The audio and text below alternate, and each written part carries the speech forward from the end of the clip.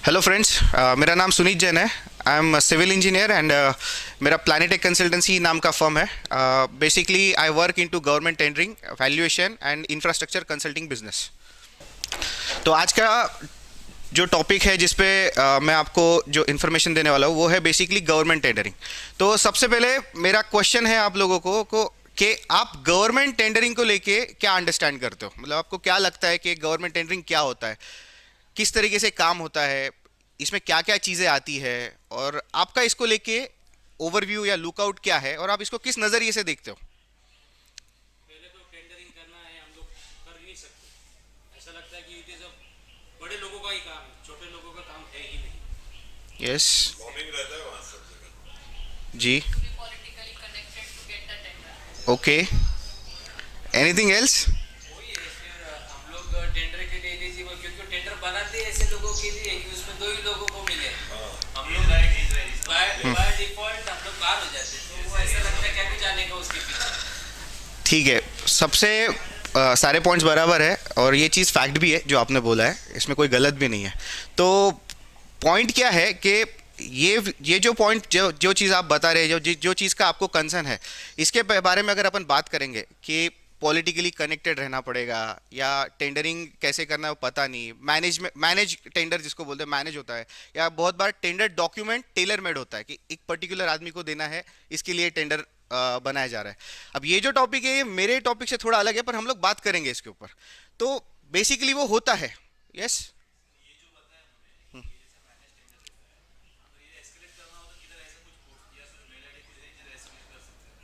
हाँ, ग्रीवियंस का पोर्टल होता है, तो उस पर आप उसको इन्फॉर्म कर सकते हो और उस पर एक्शन होता है।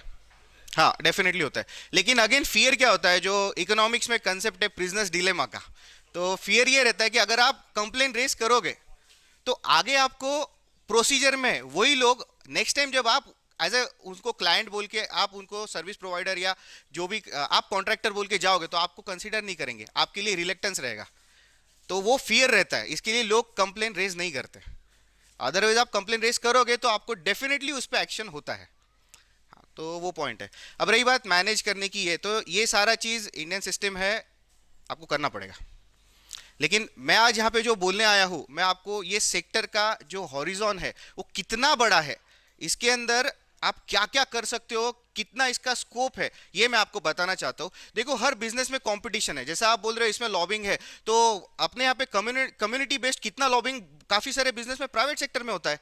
तब आप ये बोलते हो क्या, तब आप कंपटीशन अपने अपने तरीके से हैंडल करने का कोशिश करते हो। सिमिलरली यहाँ पर भी है, ये चीज़ तो होने ही वाली है। कोई भी नए सेक्टर में आपको आइस ब्रेक करना है तो आपको वहाँ पे जाके टक्कर तो मारना ही पड़ेगा। तो वो पॉइंट है। तो अब वो कैसे करना है, किसी का बिजनेस कैसे सेट करना है, ये तो बाद में की बात है, लेकिन इसका हॉरिजॉन कितना बड़ा है ये मैं आपको बताना चाहता हूँ।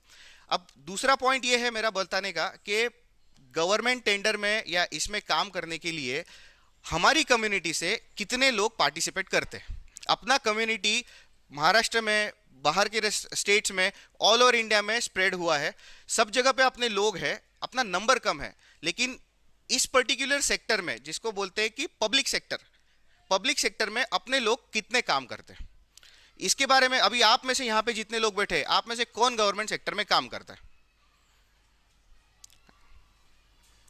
2 लोग, 3 लोग। यहाँ पे बैठे सैकड़ों लोगों में से 2 लोग, 3 लोग। इतना कम प्रोपोर्शन में अगर आप इतने बड़े सेक्टर को अगर रिकॉग्नाइज नहीं कर रहे हो तो कहीं ना कहीं हम कुछ ना कुछ बड़ा चीज़ छोड़ रहे हो। और जहाँ तक आज की तारीख में पिछले कुछ 5-10 सालों से जो इकोनॉमिक ग्रोथ, डेवलपमेंट, इंफ्रास्ट्रक्चर पे किया जाने वाला इन्वेस्टमेंट, ये जब हम लोग देखेंगे तो इसका बेनिफिट हमने क्यों नहीं लेना चाहिए, तो ये सेक्टर क्यों हम लोग टच नहीं कर रहे, ये मेरा सबसे पहला पॉइंट है। तो आ, जो पॉइंट था कि गवर्नमेंट टेंडर का प्रोसीजर्स कैसे होता है वगैरह, वो हम लोग एक बार डिस्कस करेंगे। इसके अलावा अब प्राइवेट सेक्टर, गवर्नमेंट सेक्टर, ये दोनों में डिफरेंस क्या है, तो बेसिकली मैं बताना चाहूँगा कि जो पब्लिक फैसिलिटीज़ के लिए काम किया जाता है वो बेसिकली जो गवर्नमेंट काम करती है वो सारा चीज़ गवर्नमेंट्स के अंडर आता है, उनके काम के बीच में आता है कि वो जैसे इंफ्रास्ट्रक्चर हो गया, एजुकेशनल सिस्टम्स हो गया, अलग अलग जैसे आदेश भाई ने बताया कि अलग अलग मिनिस्ट्रीज़ है उनके काम हो गए, ये सारा चीज़ गवर्नमेंट कवर करती है। अब एक एग्जाम्पल के थ्रू जाएंगे हम लोग कि एक शहर है, जैसे टाउन प्लानिंग में एक कंसेप्ट कहा जाता है कि सिटी डेवलप करने के लिए क्या क्या हम लोगों को पैरामीटर्स कंसीडर करने पड़ते हैं। जैसे कि पुणे के अंदर देखेंगे तो पिंपरी चिंचवड़, ये जो नया सिटी है, ये 80s में एस्टेब्लिश किया गया। पहले वहां पर सिर्फ पिंपरी एक छोटा सा गांव था, लेकिन वहां पे आगे का विजन रख के वहां पे पूरा रोड्स का डेवलपमेंट, फैसिलिटीज का डेवलपमेंट, ओवरहेड वायर्स जमीन के अंदर डालने का ये सारा प्रोविजन रखा गया। जो स्ट्रीट के अलोंग जो झाड़ लगे हैं, बाकी लैंडस्केप डिजाइन किया है, उसका पहले से प्लानिंग किया गया। वो टाइम पे किया हुआ प्लानिंग जो वो लोगों ने किया था, आज हम लोग को उसका बेनिफिट मिल रहा है। बट इंपॉर्टेंट क्या है कि जो सेक्टर, जो बिजनेस प्राइवेट सेक्टर नहीं करती, जैसे कोई भी प्राइवेट प्लेयर ब्रिज खुद के लिए नहीं बनाता, ये एक्टिविटी ही पब्लिक सेक्टर में आती है। आपके घर में ब्रिज है क्या? आपके गली में या आपके प्लॉट में ब्रिज है क्या? तो ब्रिज कौन बनाता है? तो ये जो ऐसी चीजें हैं जो प्राइवेट में होती ही नहीं, ऐसे बड़े बड़े स्केल के बड़ी बड़ी प्रोजेक्ट, जैसे हाईवे हो गया, आप हाईवे बनाते हो क्या खुद के लिए? ये प्रोजेक्ट ही गवर्नमेंट को इनिशिएट करना होता है। तो ऐसी जगह पे अगर आपको काम करना है, इतने बड़े स्केल में अगर आपको काम करना है, अगर आप वहां तक जा सकते हो, जाना चाहते हो, तो आपको गवर्नमेंट टेंडर या गवर्नमेंट सेक्टर के अलावा ऑप्शन है ही नहीं। आप भले ही कंपनी प्राइवेट होगी, लेकिन ये प्रोजेक्ट इनिशिएट तो गवर्नमेंट ही करेगा, और दूसरा तो करने नहीं वाला है। सो हु कॉल्स टेंडर्स, जब हम बात करेंगे तो गवर्नमेंट एजेंसीज में जेनरिक है, इसके अलावा भी बहुत कुछ है। स्टेट गवर्नमेंट है, सेंट्रल गवर्नमेंट है, सेमी गवर्नमेंट इंडस्ट्रीज होती है जिसमें बैंक्स आता है, कुछ कंपनीज जो गवर्नमेंट ने फॉर्म करी है, जैसे ओएनजीसी हो गया, एमटीएनएल हो गया, बीएसएनएल हो गया, हुडको हो गया, सिडको हो गया, ऐसी और सैकड़ों कंपनियां हैं जो गवर्नमेंट अंडरटेकिंग्स है। एलआईसी है, ये ऐसी जो कंपनीज है गवर्नमेंट अंडरटेकिंग है।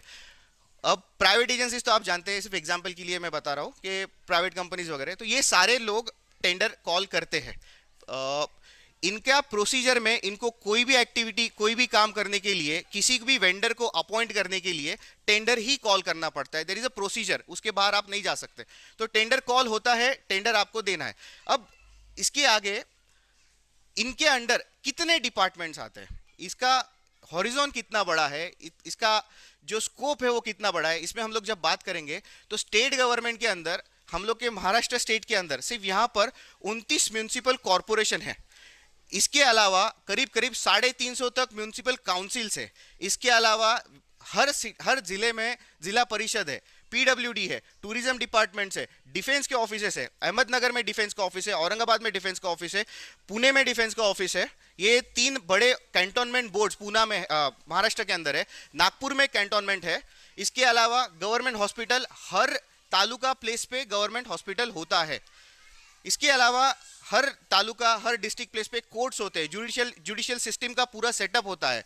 इसके अलावा सेंट्रल जेल्स है, छोटे छोटे लॉकअप्स है, पोर्ट्स है, डॉकयार्ड्स है, एमएसआरटीसी के अलग अलग बस स्टैंड्स है, छोटे मोटे ट्रांसपोर्ट हब्स है, टर्मिनल्स है, रेलवे स्टेशन है। इसके अलावा जैसे आदेश गोटी ने बात किया था, खादी ग्राम उद्योग है, ग्रेप इंडस्ट्री है, कोकोनट डेवलपमेंट है, ऐसे अलग अलग सैकड़ों एजेंसीज है। ये सारी चीज़ें गवर्नमेंट के अंडर आती है। अब इतने बड़े सेक्टर के अंदर इन लोगों को क्या क्या चीज़ें लगती है, क्या क्या चीज़ें ये लोग हमसे डिमांड करते हैं, और इतने बड़े सेक्टर में हमारा कंट्रीब्यूशन क्या है। तो जैसे अब बात करेंगे तो जब गवर्नमेंट टेंडर्स या गवर्नमेंट कॉन्ट्रैक्ट्स की बात होती है तो जनरली लोगों को लगता है कि सिविल कॉन्ट्रैक्ट्स के बारे में बात किया जा रहा है, जैसे रोड बनाएंगे, बिल्डिंग बनाएंगे। इसके आगे जनरली लोगों का एक विजन नहीं होता है, लोग सोच नहीं पाते। पर यहाँ पर आपको मैन पावर लगती है। जनरली गवर्नमेंट सेक्टर में जो ब्यूरोक्रेट्स डिप्लॉय होते हैं, एग्जाम्स देके, यूपीएससी, एमपीएससी या और कोई एग्जाम के थ्रू वहाँ पे डिप्लॉय होते हैं, वो ये सारा काम नहीं करते। वो लोग यहाँ पे मैनेजमेंट देखते हैं कि किस तरीके से काम होगा, क्या पॉलिसी आएगा, उसको इम्प्लीमेंट कैसे करना है। लेकिन ये सारा चीज़ एग्जीक्यूट करने के लिए प्राइवेट सेक्टर के लोग अपॉइंट होते हैं, इसीलिए टेंडर कॉल किए जाते हैं। तो टेंडर जब कॉल होता है तो गवर्नमेंट कॉल करती है, काम हम जैसे लोगों को ही करना होता है। तो यहाँ पर इतने सारे डिपार्टमेंट के अंदर, इतने बड़े सेक्टर के अंदर सिर्फ सिविल कॉन्ट्रैक्टिंग का काम नहीं होता है। जैसे अभी यहाँ पर इंटीरियर वाले जो बैठे हैं, तो फर्नीचर का काम सारे जगह पर है। फर्नीचर का काम करता कौन है? उनके लिए हर ऑफिस के अंदर फर्नीचर है, टेबल है, एसी लगा है, फैन लगा है, हर चीज़ लगा है। सिविल वर्क का काम छोड़ने के बाद फर्नीचर का काम हो गया।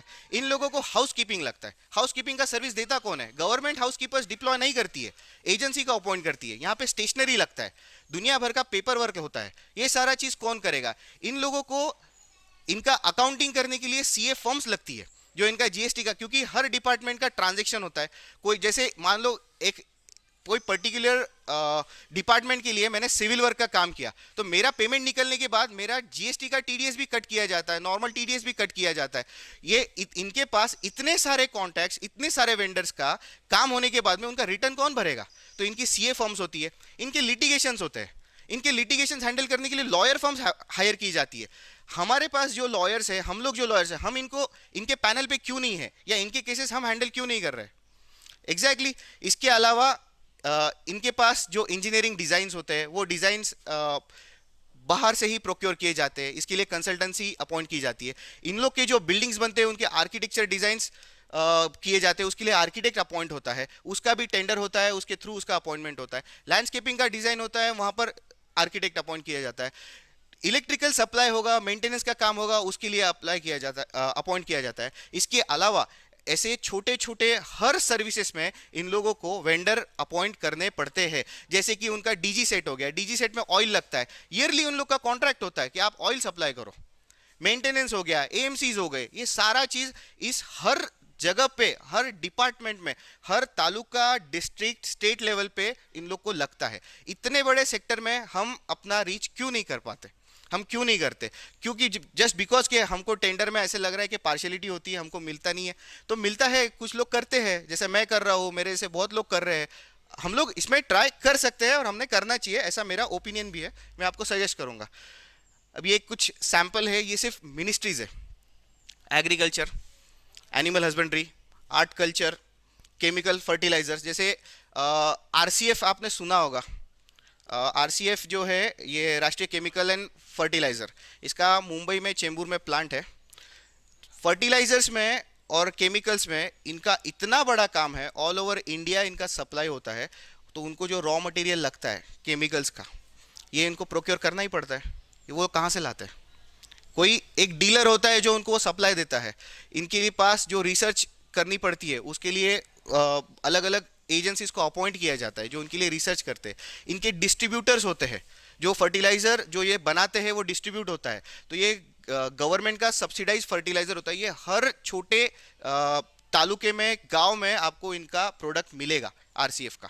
तो इसका रीच अब हालांकि इसका रीच बहुत ज़्यादा बड़ा है, पर इनके डिस्ट्रीब्यूटर्स हम बन सकते हैं। इसके लिए टेंडर कॉल होता है, वेंडर अपॉइंटमेंट होता है। इनका जो सप्लाई जो मैनेज करना है, जो हमको इनको रॉ मटेरियल देना है, ये आप कर सकते हो। ऐसे हर जगह पर कोल एंड माइन हो गया, कॉमर्स एंड इंडस्ट्रीज हो गया, कम्युनिकेशन एंड इंफॉर्मेशन टेक्नोलॉजी हो गया, डिफेंस हो गया, एजुकेशन एंड ट्रेनिंग हो गया, एम्प्लॉयमेंट एंड लेबर हो गया। ऐसे मल्टीपल मिनिस्ट्रीज है, इनका हर जगह पर ऑफिसेस है, हर जगह पर रीच है। तो यहाँ पे हर कोई काम, सप्लाई और एग्जीक्यूशन टेंडर के बिना होता नहीं है। नेक्स्ट आपको बताऊंगा मैं। तो ये एक वेबसाइट है, गवर्नमेंट का ही पोर्टल है, इंटीग्रेटेड गवर्नमेंट ऑनलाइन डायरेक्टरी। इसमें आपको यहाँ पर कितने डिपार्टमेंट्स है, क्या क्या है, इसका एक जस्ट ओवरव्यू दे रहा हूँ। जहाँ पे हम में से कोई भी आदमी अगर क्वालिफाइंग क्राइटेरिया फुलफिल कर रहा है, बैकग्राउंड कैरी करता है, तो यहाँ पर काम कर सकता है। तो ये हो गई 53 मिनिस्ट्रीज जो इंडिया में एग्जिस्ट करती है। ये हर मिनिस्ट्रीज के जो सेंट्रलाइज्ड दिल्ली में ऑफिसेस है, दिल्ली से ऑपरेट होते हैं। इसके अलावा इनके हर स्टेट में स्टेट वाइज ऑफिसेस है, हर स्टेट के बाद में इनके डिस्ट्रिक्ट में ऑफिसेस है, हर डिस्ट्रिक्ट के बाद में तहसील प्लेस पे ऑफिसेस है। यहाँ पे हर जगह पे इनके छोटे मोटे बड़े जो भी काम होंगे ये टेंडर के थ्रू होते हैं। ये ऐसी 53 आपकी मिनिस्ट्रीज है।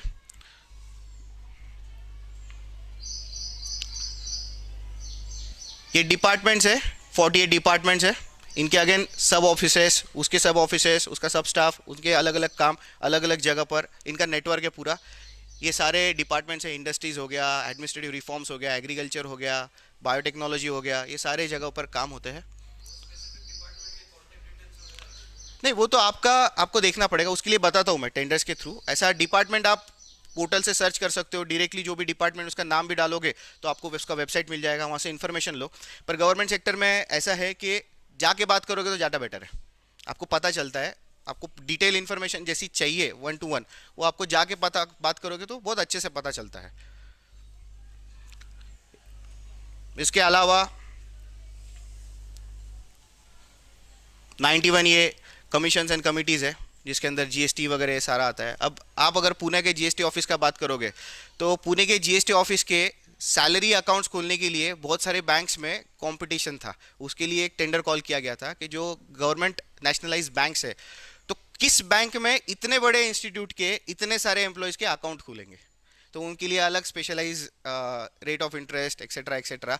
तो किसी यूनियन बैंक में से किसी ने वो डील क्रैक किया। Again bank is a company, अगर इस तरीके से बात करेंगे तो उनका भी काम होता है। तो ऐसे जीएसटी ऑफिस में जितना स्टाफ है वहाँ पे भी काफ़ी सारा, जितना स्टाफ है उतना स्टेशनरी लगता है।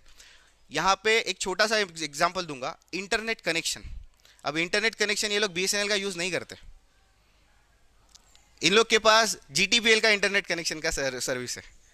तो वो वेंडर है, उसको अपॉइंट किया गया है कॉन्ट्रैक्ट के थ्रू। तो यहाँ पे पूना में जिसका जीटीपीएल का एजेंसी है उसने उसके साथ में किया है काम, और उसका इतना बड़ा उनका जो सेटअप है उसमें अलग अलग जगह पे, जहाँ पे छोटे ऑफिस है बड़े ऑफिस है, अलग अलग जगह पे उसका सेटअप है। इस तरीके के हर छोटे मोटे प्रोडक्ट जैसे एक पर्टिकुलर प्राइवेट लिमिटेड कंपनी को लगते हैं, वो सेम सारी चीज़ें सर्विसेज और गुड्स इनको भी लगते हैं। तो ये सिर्फ बात यही है कि इनका टेंडर के थ्रू काम होता है, और वहाँ पे हम लोग जो अलग अलग तरीके का बिजनेस करते हैं तो हमारा भी कुछ ना कुछ प्रोडक्ट इनको लगता ही है। ईयर एंड में ये लोग डायरी डिस्ट्रीब्यूट करते हैं, दिवाली में गिफ्ट बोनस देते हैं, आर्टिफैक्ट्स देते हैं, वेंडर अपॉइंट होके उसके थ्रू ही काम होता है।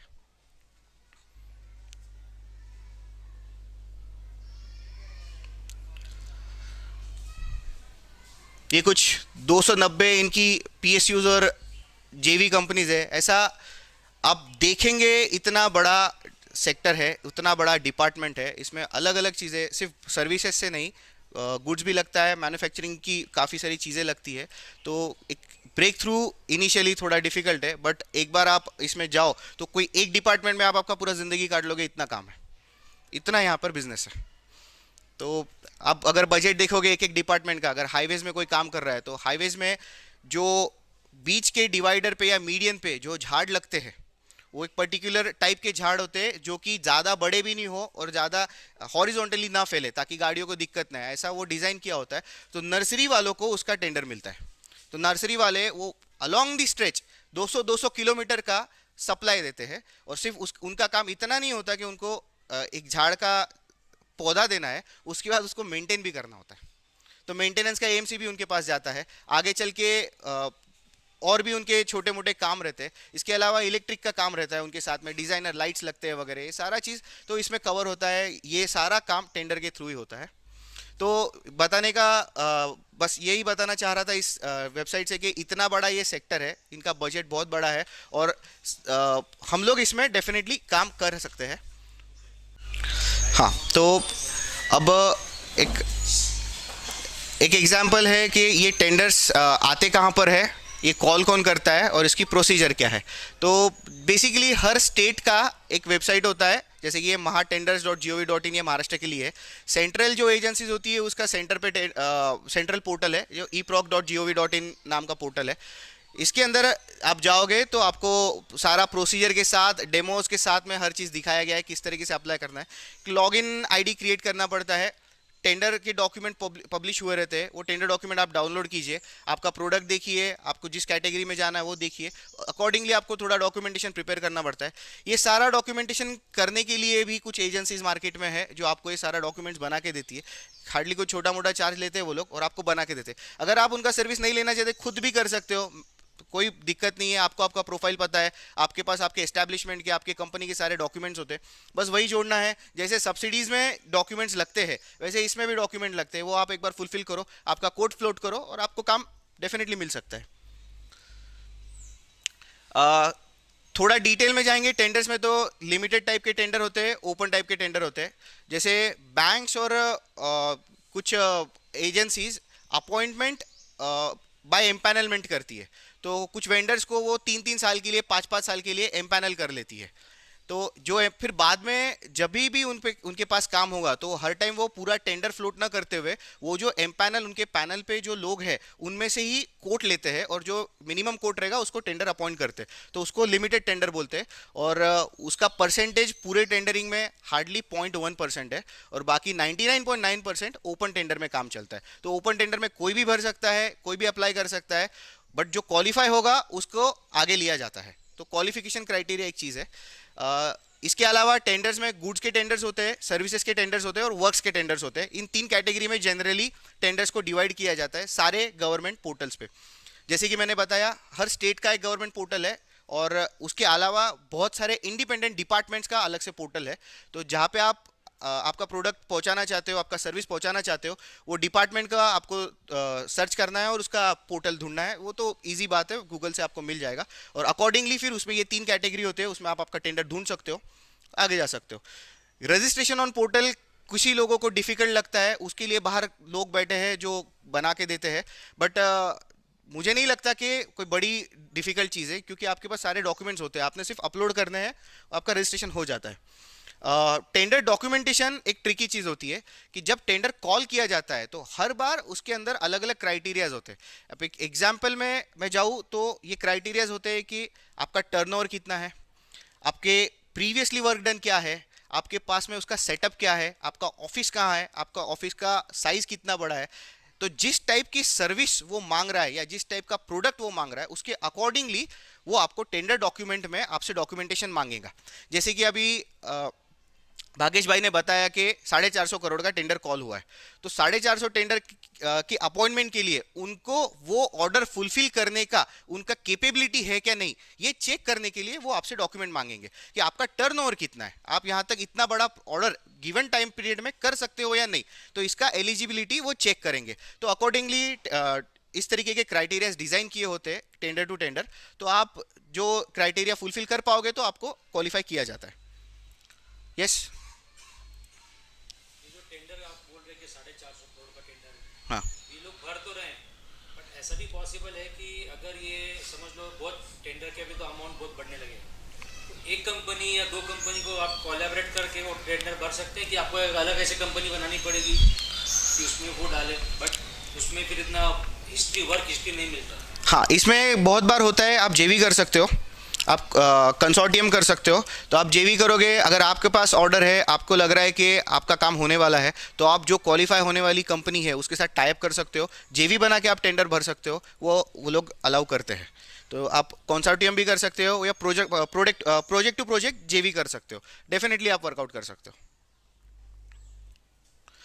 जैसे कि मान लो कोई बड़ा काम निकलता है और आपको लग रहा है कि आप करना चाहते हो, आप कर सकते हो, सिर्फ आपके पास कुछ क्रीडेंशियल नहीं है जो पर्टिकुलर टेंडर में मांगे हैं, तो आपका कोई कॉन्टैक्ट लग रहा है, जैसे एमजीवी के किसी ग्रुप में अहमदाबाद वाले के पास हमारे पास कोई उस टाइप का क्रीडेंशियल और क्राइटेरिया है, आप उसे टाई अप करो, दोनों के टाई अप के साथ में टेंडर भरो, आप क्वालिफाई हो जाओगे और उसका जो वर्क ऑर्डर बनेगा वो दोनों के नाम से बनेगा कंसोर्टियम में, तो वो सेम वर्क ऑर्डर का क्रेडेंशियल फिर आपका भी क्रिएट हो जाता है। तो नेक्स्ट टाइम जब वैसा कॉल आएगा तब आपको किसी का हेल्प लेने का जरूरत नहीं, आप इंडिपेंडेंटली कर सकते हो, या अगर आप इंटरेस्टेड नहीं हो तो कोई दूसरा रहेगा जो आपके हेल्प से वो कर लेगा, तो ये म्यूचुअली काम हो सकता है। कुछ साइट्स है ये, जैसे tender tiger, tender advisor, first tender, tender info, ये जो साइट्स है ये आपको टेंडर अपडेट देती है। जैसे कि अभी आप एवरीडे सुबह मॉर्निंग में आके साइट पे जाके ढूंढोगे नहीं ना कि मेरे कैटेगरी का टेंडर आया है नहीं आया है, आया है नहीं आया है, आपको डिपार्टमेंट पर्सनली इन्फॉर्म तो नहीं करेगा, ये आपको देखना है। तो ये साइट्स जो है इनका कुछ छोटा मोटा सब्सक्रिप्शन रहता है, ये आप ले लो, आप अपनी कैटेगरीज उनको बता दो कि आप किस में काम करते हो, आपका प्रोडक्ट क्या है, आप क्या चाहते हो, क्या सर्विस देना चाहते हो, तो वो सारा चीज़ स्क्रूटिनाइज करके आप एरिया स्पेसिफिक भी उनको बोल सकते हो कि मैं सिर्फ महाराष्ट्र में काम करना चाहता हूँ, मैं पैन इंडिया काम करना चाहता हूँ, मेरा ये टारगेट एरिया है, तो आपको वो आपकी कैटेगरी के प्रोडक्ट्स निकाल के दे देंगे कि इतने टेंडर ये डेट को आए हैं, उसका ये आईडी है, इस तरीके से आपको इसको सर्च करना है। अब जैसे कि यह इस चीज़ का फ़ायदा कब होता है, जैसे अभी सोलार पैनल है, तो सोलार पैनल अब सारे गवर्नमेंट का पॉलिसी हो गया है कि सोलार पैनल लगाओ, जो ऑफिसेस है हमारे खुद के ओन स्पेसेस है उनके टेरेस पे सोलार पैनल लगाओ और एनर्जी कंजम्पशन सस्टेनेबिलिटी का ध्यान रखो। तो सोलार पैनल के टेंडर्स आपको देखने हैं, तो आपको बाकी जो सारे टेंडर्स है वो देखने का जरूरत नहीं। तो ये कुछ एजेंसी है, इनको आपने अगर नंबर देखे आपका कैटेगरी और प्रोडक्ट बता के रखा है कि ये इस टाइप की कैटेगरी के टेंडर्स मैं एंटिसिपेट करता हूँ, देखता हूँ या इंटरेस्टेड हूँ, तो आपको वो पर्टिकुलर टेंडर्स वो निकाल के दे देंगे, तो आपको आपका टारगेट मिल जाता है। यस, तो वाई गवर्नमेंट टेंडर्स में जब शुरुआत में बात की थी कि political contacts, state wise domination of community, bureaucratic contacts और आवर नेचर ऑफ बिजनेस, तो ये बेसिक पॉइंट था। तो मेरे को लगता है हमने कवर किया कि ये सब तो होना ही है, ये सब रहेगा, और कॉन्टैक्ट्स का जैसे आप बात करते हो तो प्राइवेट सेक्टर में भी हम लोग कॉन्टैक्ट्स यूज़ करते हैं, रेफरेंसेस यूज़ करते हैं। सिमिलरली यहाँ पे भी करना पड़ेगा, करना पड़ता है वो, मतलब ऐसे फेयरली नहीं बोल सकते ये होना नहीं चाहिए, लेकिन ये है तो ये सिस्टम है। इसमें एक स्कोप मुझको बताना था कि जो एक्सक्लूसिव प्रोडक्ट्स है, जैसे कि एटॉमिक रिसर्च सेंटर्स है, वहाँ पे कुछ चीज़ें लगती है, ब्रिज का काम जैसे मैंने एक एग्जांपल आपको बताया, तो ये चीज़ें इस तरीके के प्रोजेक्ट गवर्नमेंट ही करती है, दूसरा कोई नहीं करेगा। तो आपको उसमें अगर काम करना है या उससे रिलेटेड कुछ चीज़ आपके पास है जो आपको वहाँ पहुँचानी है, तो आपको इसके थ्रू जाना पड़ेगा। तो यहाँ पे दूसरा चीज़ है कि यहाँ का जो क्वांटम है, ये क्वांटम बहुत यूज है। आपका ऑर्डर ऐसा 100, 200, 500 का नहीं होता है, मतलब ऑफकोर्स छोटे टेंडर भी होते हैं, लेकिन अगर आप बड़ा स्केल करना चाहते हो तो दिस इज़ दी प्लेटफॉर्म जहाँ पे आपको बड़ा स्केल का काम मिल सकता है। आप अगर क्राइटेरियाज फुलफिल करते हो, टेंडर्स के थ्रू जाते हो, तो आपको डेफिनेटली बहुत लार्ज क्वांटम में काम करने मिलता है। अब जैसे कि सोलर पैनल का बताया, आर्टिफैक्ट्स का बताया, ये सारी चीज़ें हम कभी ऐसे सोचते नहीं हैं कि गवर्नमेंट को भी ये लगता होगा, तो ये लगता है, उसके भी टेंडर्स आते हैं। स्टेशनरी हो गई, प्रिंटर्स, लैपटॉप्स, सॉफ्टवेयर्स, जैसे अभी जीआईएस का सॉफ्टवेयर जनरली कुछ डिपार्टमेंट मांगते हैं, एडोब एक्रोबैट का ओरिजिनल कॉपी, लाइसेंस कॉपी मांगते हैं एडिट करने के लिए, तो उसका ये सब सॉफ्टवेयर जो बेचने वाली एजेंसीज है वो इनसे कांटेक्ट करती है। इसके अलावा काफ़ी और भी सॉफ्टवेयर, टैली लगता है बहुत बार, एमएस ऑफिस का ओरिजिनल लाइसेंस कॉपी लगता है, ये सारी चीज़ें सॉफ्टवेयर्स वगैरह ये चीज़ें वेंडर के थ्रू ही आती है, तो वो ऐसे चीज़ें और सर्विसेज दे सकते हैं। अब रही बात पेमेंट अश्योरेंस और डीले की, तो पेमेंट अश्योर्ड होता है, आपको पैसा पक्का मिलेगा, लेकिन डीले इज़ द थिंग कि आपका डीले डेफिनेटली होता ही है, पर एक बार आप वो साइकिल में आ गए कि आपको पता है कि पिछले साल का पेमेंट ये साल मिलने वाला है, ऐसे 2-3 साइकिल निकल गए तो आपका साइकिल बैठ जाता है। अब मैं 10 साल से काम कर रहा हूँ, 11 साल से इनफैक्ट काम कर रहा हूँ गवर्नमेंट टेंडर्स के साथ, तो मेरे 2-2 साल के पेमेंट भी बाकी है, लेकिन मेरा वो साइकिल में आ चुका है कि ये पेमेंट लेट ही आने वाला है, और जो मुझको तब आना चाहिए था वो अब आज मुझको रिसीव हो रहा है। तो अपना अपना तरीका है, अपना अपना मैनेजमेंट है, और अपना अपना बिजनेस का एक पैटर्न है, तो आप उसके हिसाब से इसमें काम कर सकते हो। जनरली डीले मतलब 2 महीना 3 महीना इस तरीके का रहता है, कभी कभी फंडिंग का इशू रहता है, कभी कभी कुछ अलग चीज़ें रहती है, तो आपको उसके साथ डील करना पड़ेगा। और अश्योरेंस लेकिन 100% रहता है कि गवर्नमेंट का पैसा आपका डूबेगा नहीं। मतलब मैं ऐसे बहुत सारे केसेस देखा हूँ कि पेमेंट नहीं हो रहा है, कुछ इश्यूज है, पॉलिटिकल है, तो केस की जाती है, केस करने के बाद सूद समेत ब्याज के साथ पैसा अकाउंट पे आता है, और आया है। तो ऐसे काफ़ी सारे केसेस देखा हूँ मैं कि जब प्रॉब्लम होती है तो पैसा आपको केस करना पड़ता है, आपको नोटिस भेजना पड़ता है, और विद इन 1 मंथ 2 मंथ आपका चीज़ क्लियर हो जाता है। फॉलोअप जरूरी है, वो एक बार आप गवर्नमेंट सिस्टम में जाओगे तो उसका सिस्टम आपको सीखना ही पड़ेगा। उनका सेटअप और सिस्टम एक इंडिविजुअल से बहुत ज़्यादा बड़ा है, तो आपको वो सिस्टम में थोड़ा बहुत ढलना पड़ेगा। जैसे आपके पास कोई क्लाइंट आता है तो आप उसके साथ बात करते हो, धीरे धीरे उसका टेम्पो पहचानते हो और अकॉर्डिंगली आप बात करते हो, क्योंकि आपको बिजनेस करना है, तो आपको गवर्नमेंट को भी एज ए क्लाइंट देख के चलना पड़ेगा। उस हिसाब से आप काम करोगे तो डेफिनेटली वो टेंडर के थ्रू जाना पड़ेगा। So that is why tenders. Yes, thank you. कुछ क्वेश्चन रहेगा तो प्लीज़ बताइए। मैं एक एग्जांपल दूंगा आपको। 2 टाइप से ये चीज़ को टैकल किया जाता है। एक होता है ऑर्गेनिक तरीके से, मान लो कि आप छोटा काम पहले लो, उसके लिए क्राइटेरियाज काफ़ी कम होते हैं, छोटे छोटे क्राइटेरियाज होते हैं, तो आप छोटा काम लो, वर्क ऑर्डर लो, आपको एक्सपीरियंस मिलेगा, आपका काम चालू होगा, आपका प्रोफाइल क्रिएट होगा। ऐसे 2-3 छोटे छोटे काम लेके आप प्रोफाइल बनाओ, आपको अपग्रेडेशन मिलता है, फिर आप बड़े काम में अंदर जा सकते हो। तो ये एक ऑर्गेनिक वे हो गया, इसमें टाइम लगता है। आप पहला छोटा काम लोगे, आपका एग्जीक्यूट होगा, कंप्लीट होगा, फिर आप दूसरा काम लोगे, फिर आपके 2 काम हो गए, फिर आप तीसरा काम लोगे, आपके 3 काम हो गए, अब 3 का कलेक्टिव आपका जो प्रोफाइल है वो स्ट्रांग हो गया, अब आप बड़ा काम डायरेक्ट ले सकते हो। तो एक ऑर्गेनिक वे हो गया।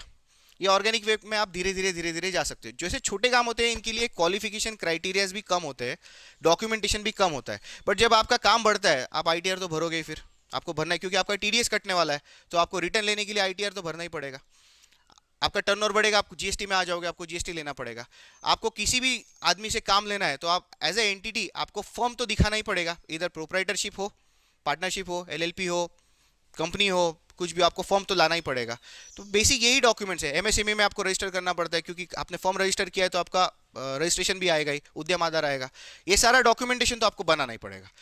तो अब ये डॉक्यूमेंटेशन का बात हो गया, इवेंचुअली आपका धीरे धीरे क्रिएट होते जाता है। अगर आप नए से स्टार्ट कर रहे हो तो अगर कोई पहले से एस्टैब्लिश कंपनी है उसका ये सारा डॉक्यूमेंट होता है, क्योंकि इनको कंप्लायंस सिर्फ टेंडरिंग के लिए नहीं करने हैं, इनको जीएसटी के लिए कंप्लायंस करने हैं, आईटीआर भरने के लिए कंप्लायंस करने हैं, किसी जगह पे कुछ भी लीगल चीज़ होगा, परचेस करना होगा, प्रॉपर्टीज़ वगैरह, वहाँ पे भी इनको सारा चीज़ लगना है। लोन के लिए जाएंगे तो सिमिलर आपको मांगने वाले हैं कि आपके आईटीआर बताओ, आपका प्रोफाइल बताओ, आप कहाँ काम करते हो, आपका टर्नओवर कितना है, सीए सर्टिफिकेट क्या है आपका, ये सारा चीज़ आपसे मांगने ही वाले हैं। तो ये कुछ एक्स्ट्रा ऑर्डिनरी डॉक्यूमेंट सेट नहीं मांगते। जो बैंक में लगता है या जो ऐसा चीज़ लगता है वही ये लोग मांगते हैं, वो आप इजीली जनरेट कर सकते हो। दूसरा चीज़ ये था एक ऑर्गेनिक तरीका टेंडरिंग में काम करने का, आप छोटा काम लो, फिर बड़ा काम लो, फिर बड़ा काम लो। अदरवाइज आप आपके कॉन्टैक्ट्स यूज़ करो, आपके कॉन्टैक्ट्स आप यूज़ करोगे तो आपके छोटे मोटे क्राइटेरियाज को वो अनदेखा करके आपको कॉन्ट्रैक्ट दे देते, तो वो चीज़ होता है।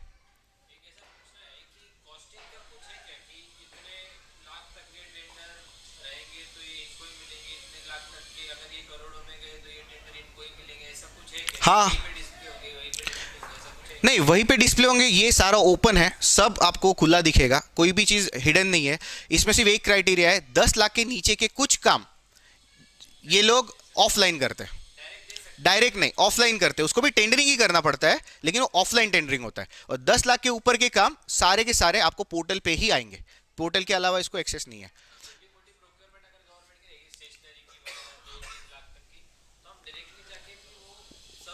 आपको डायरेक्ट नहीं मिलेगा, फिर आपको 3 एजेंसी ला के कोटेशन करना पड़ेगा। हाँ, विदाउट नहीं नहीं नहीं नहीं 10 लाख के नीचे नीचे रहेगा। हाँ, यस, वो वैसा है। जो कोड जनरेट होता है वो एक ही code throughout pan India applicable है एनी डिपार्टमेंट से, तो इसका एक कोड से आप अप्लाई करते हो। पोर्टल में आप जाओगे, आपका लॉगिन करोगे तो हर टेंडर को एक आईडी अलॉट होता है, तो आप वो पोर्टल के थ्रू ही करना है। तो जो टेंडर आपको देखना है उसका जिस पोर्टल पे वो है उसी के थ्रू आपको जाना है, तो एक ही पोर्टल से आपको एक टेंडर का एक्सेस मिलेगा। एक टेंडर मल्टीपल पोर्टल पे नहीं रहता है। जो ऑफलाइन आपने बोले टेंडर्स, इसका आइडिया पोर्टल पे तो रहेगा नहीं, जो ऑफलाइन टेंडर्स होते हैं इसका पब्लिक नोटिस निकालना ही पड़ता है, वो लोकल पेपर में आता है। तो लोकल पेपर में उनको डालना पड़ता है, मिनिमम 3 पेपर में डालना पड़ता है, उसमें से एक रीजनल लैंग्वेज होना चाहिए, बाकी 2 नेशनलाइज, मतलब हिंदी या इंग्लिश चलेगा। तो उसके थ्रू आपको पता चलता है, या फिर आपको कोई आप लोकल हो, वहाँ के पता हो, आप ये सर्विस देते हो, आपका पहचान है, आपको फ़ोन करके बोल देंगे ये सप्लाई हमको चाहिए, आप दोगे क्या? एज इन रीजनल महाराष्ट्र की कोई एक सिटी की रिक्वायरमेंट या कोई डिपार्टमेंट का requirement, someone from Madhya Pradesh और from any other state wants to apply for it, तो इसमें प्रेफरेंसेस ऐसा होगा कि पहले जो महाराष्ट्र की कंपनीज होगी उनको। हाँ, नहीं, बहुत रेयरली अगर स्पेशलाइज सर्विस चाहिए, जैसे कि मान लो आपका regular day to day monitor है, तो देन दे विल आस्क कि आपका उस स्टेशन पे ऑफिस होना चाहिए, बट आप नहीं नहीं नहीं, आप कहीं से भी ऑल ओवर इंडिया से ये कर सकते हो। इसमें जो अभी नया गुड्स के लिए आया है जेम पोर्टल, जो ये लास्ट स्लाइड में हमने देखा कि गुड्स के लिए, मतलब इसमें सर्विसेज भी वो लोग मांगते हैं, बट ये ऑल ओवर इंडिया में आप कहीं से भी कहाँ भी सप्लाई दे सकते हो। अगर आप आपका रेट्स मैच कर सकते हो, सर्विस प्रोवाइड कर सकते हो, कहीं पे भी आप उसका सप्लाई दे सकते हो। हज़ारों टेंडर एवरीडे लाइव होते हैं, हज़ारों के ज़्यादा, उनकी कॉन्ट्रैक्ट वैल्यूज़ भी बहुत बड़े होते हैं। तो इवेंचुअली आप आपका प्रोफाइल ग्रो करोगे तो बहुत बड़ा बिजनेस है ये। एंड इफ़ आई अगेन से कि गवर्नमेंट एक्चुअली क्या काम करती है, तो गवर्नमेंट इज़ अ मैनेजर। जो ब्यूरोक्रेट्स है, ऑफिसर्स वगैरह, ये सिर्फ मैनेजर है। इवन पॉलिसी मेकिंग का काम भी जो होता है वो अपॉइंटेड कंसल्टेंट करता है। जैसे डेलॉयट हो गया, ली हो गया, EY हो गया, ये सारे जो एडवाइजरी है, प्रोजेक्ट इंप्लीमेंटेशन यूनिट्स बनाते हैं। हर कॉर्पोरेशन में, नीति आयोग में अपॉइंटेड कंसल्टेंट्स होते हैं। These are not government officials, these are appointed consultants. वो पॉलिसी बनाते हैं, फिर पॉलिसी इंप्लीमेंटेशन आता है। पॉलिसी इंप्लीमेंटेशन जब आता है तब नीचे वो पॉलिसी डिस्ट्रीब्यूट होती है कि क्या करना है, उसके लिए वो नोडल ऑफिसर्स अपॉइंट करते हैं। अगेन वो इंप्लीमेंट करने के लिए हम, मतलब बाहर के प्राइवेट सेक्टर के वेंडर को ही बुलाया जाता है, वो लोग सिर्फ डॉक्यूमेंटेशन करते हैं। तो इनका सेक्टर, इनका काम और इनका स्केल बहुत ज़्यादा बड़ा है। तो आप अगर इसमें एंट्री कर सकते हो तो ये बहुत अच्छा फील्ड है। Okay, thank you. So thank you, Sunit, again to give a wonderful insight on tenders and contracts. So I believe SMGrians, please go into this kind of horizon wherein you will get good business volumes, good, your profile would be very much stronger in this area, and any help needed, contact Sunik. We will definitely want to help you all because he is into this business for a long time. And I really thank Adesh and Sunik to give insightful, meaningful session on this subject topics. Thank you very much.